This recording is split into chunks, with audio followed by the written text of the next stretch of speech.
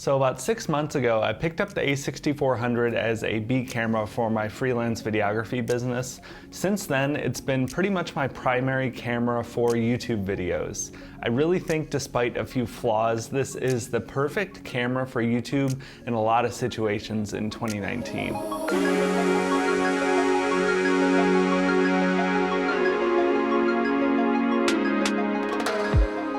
Alright, so we're all set up here. My main A shot is with the A6400 and my B shot is with the Sony A7 III. Now, this has been my primary setup for talking head YouTube videos for the last several months, also with interviews for my corporate videography clients. But I would be hard pressed to believe anyone noticed a difference in image quality using the A6400 compared to the previous year of me using exclusively the Sony A7 III. A quick disclaimer before we get into the review: I will be only talking about the video aspects of this camera. I have not used it for photography, so if you're a photographer, check out some other reviews. I know there are plenty. This won't be a very technical review, but a quick rundown of all of the specs. This is able to shoot 4K up to 30 frames per second. I'm shooting at 4K 24 right now, and that's at 100 megabits per second for the bit rate.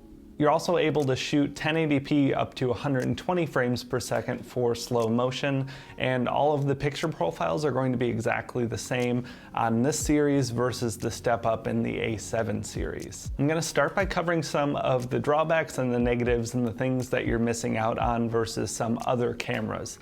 The biggest one, for some YouTubers, if you're a vlogger, you are going to lose out on the in-body image stabilization, so there won't be any IBIS in this camera.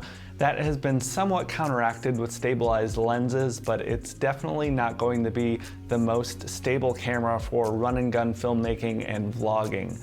That being said, I feel like the age of vlogging is coming to an end and you're seeing more and more of these studio type of shots. But if this is going to be your main camera and you're solely a vlogger, this might not be the best fit for you. The only other big drawback with this camera is the battery size. Usually I'll get about an hour of 4K video recording before I have to swap, sometimes a little bit less depending on the situation, but I can usually count on right around an hour. But coming from the A7 III with incredible battery life, it was a glaring problem in comparison of the two. Now, all of that aside, there are actually a few things with the A6400 that are an improvement over the Sony A7 III. The new autofocus tracking system has been very, very useful for me. You know, whether I'm doing an interview or product shots or anything, I'm able to just kind of set it and forget it, and it always gets the job done well for me. I've had absolutely no issues. The other big improvement over the A7 III is that you have a flip-up screen and monitor. So specifically for YouTubers, you know, we need to frame ourselves up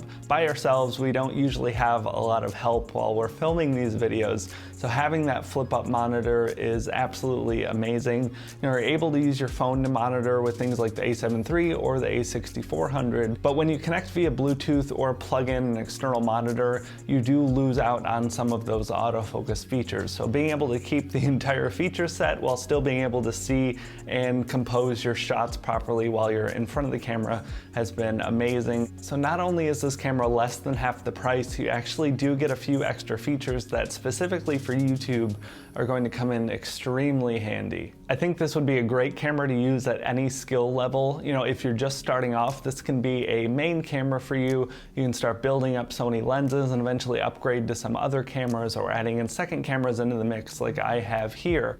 I absolutely love being able to input the footage from both these cameras, switch before them in a multicam workflow, and I don't need to do any sort of extra post-processing to match the footage. Outside of some changes to the depth because you're working with an APS-C sensor versus a full-frame sensor, the footage quality is indistinguishable to my eyes. Like I said, I'm not a very technical person when it comes to this stuff, so I'm not going to be pixel peeping like some other people do, so take that for what it is.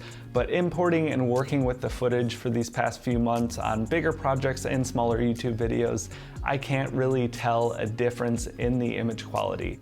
You're getting the same picture profiles, you're still getting the same 100 megabit 4K footage, and it really is exactly the same in my eyes at less than half the price. Another thing I've really been enjoying is just the interchangeability of lenses. I run a really lightweight kit, so I actually only have two Zeiss Batis lenses. It's the f2 25mm and the 85mm f1.8. So the focal lengths are going to be a bit different, but you're able to interchange with full frame lenses and APS-C lenses. So if you wanted to get this out as a starter camera, eventually upgrade to a full frame, or if you're someone that has a full frame camera right now and you want to use this as a secondary camera, being able to interchange those and have them work perfectly is great.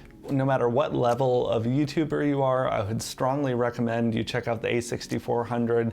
I feel like it didn't get a lot of press or a lot of love when it came out, and it has been a joy to work with. I don't think it would be the best for a run and gun vlogging type of channel, but if you're doing a lot of studio shots and things that you see most of the time on YouTube, you know, controlled B-roll on a tripod or a gimbal, or you know, talking head shots like this here, it's absolutely perfect. You don't miss the stabilization, and everything else is amazing with it, and you're saving over $1,000 compared to its big brother, the A7 III.